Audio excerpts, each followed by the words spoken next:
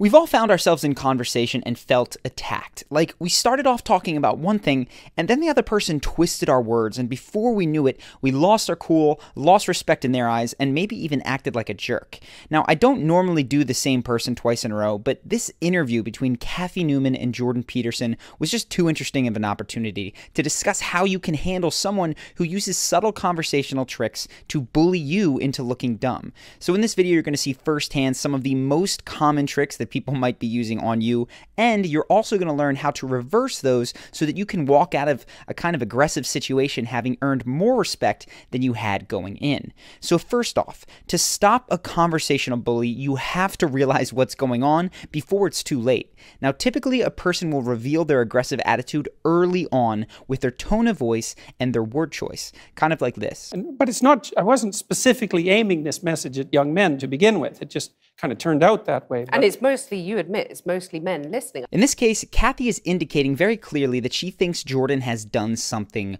wrong. Otherwise, why would she use the word admit? She makes her stance clear a moment later when she implies that he should be bothered for being divisive. Just watch. Does it bother you that your audience is predominantly male? Isn't that a bit divisive? The point here is that even when they're being passive-aggressive, people will often indicate that they're about to attack you before they actually do. So if you hear someone say something like, well, what do you have to say for yourself?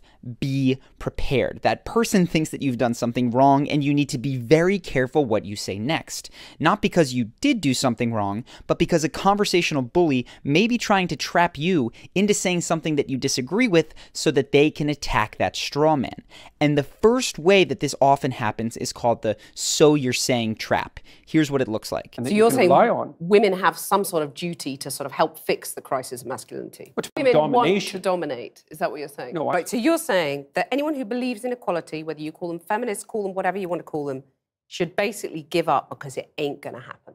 Let me just get this straight. You're saying that we should organize our societies along the lines of the lobsters. The general pattern here is that someone says, so you're saying, and then proceeds to oversimplify or mischaracterize what you actually said. I won't spend too long here because it's very easy to spot and it's rather simple to avoid and get around by saying, well, actually what I was saying is, and then repeat yourself. Along the lines of the lobsters. I'm saying that it's inevitable that there will be continuity in the way that animals and human beings organize their structures. But there's a much sneakier way that people may mischaracterize your beliefs and then attack them. Basically, it's when someone's words imply that you believe something you don't, and they don't actually say it. So in business, they call this assuming the sale. Like when a car salesman says, so would you like that with the leather interior or with the fabric interior? Before you've even decided to buy the car. Now, with a several $1,000s purchase, you're likely to notice this and say, whoa, whoa, whoa, who said I was buying in the first place? But it's very likely that this is happening to you in conversation all the time and you don't even notice. Here's how it might look. Yeah, but those reasons, why should women put up with those reasons? Embedded in the question, why should women put up with it, are several important presuppositions, namely, one, that there is something to put up with, and two, that Jordan thinks women should put up with it. Now, the trap here for Jordan would be to answer Cathy's question directly, and many of us fall into it in similar situations. Then we start arguing for things that we don't even really believe, just out of habit.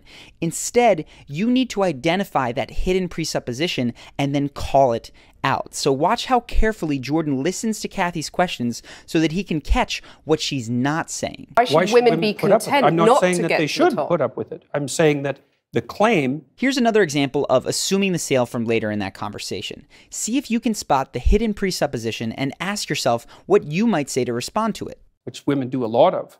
But why shouldn't women have the right to choose not to have children? So what's the hidden presupposition? That Jordan thinks women must have children. And of course, he defends a woman's right to make any decision about that she wants. The right to choose those demanding careers. They do. They can. Yeah, that's fine.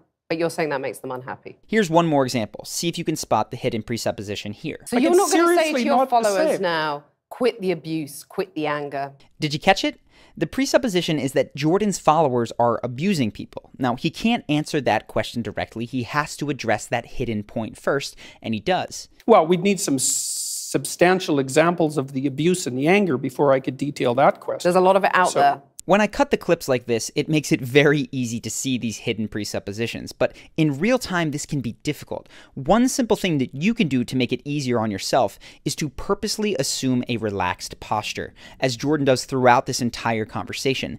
Now, this posture actually helps you to think less frantically because your body is signaling to your brain that everything is okay, you're in control. You will also want to give yourself some time to pause after each question, which Jordan definitely does. In addition, you're going to want to study up on frames and frame games, because there's clearly a whole level of conversation that is going on behind the words. Now, I've talked about this in other videos, specifically the one on Tyrion Lannister from Game of Thrones, and I'll leave a link to that in the description if you want to check it out. Moving along though, the last clip contains a small example of the third conversational bully tactic in this video, which I'm naming the smash technique. Take a look. So you're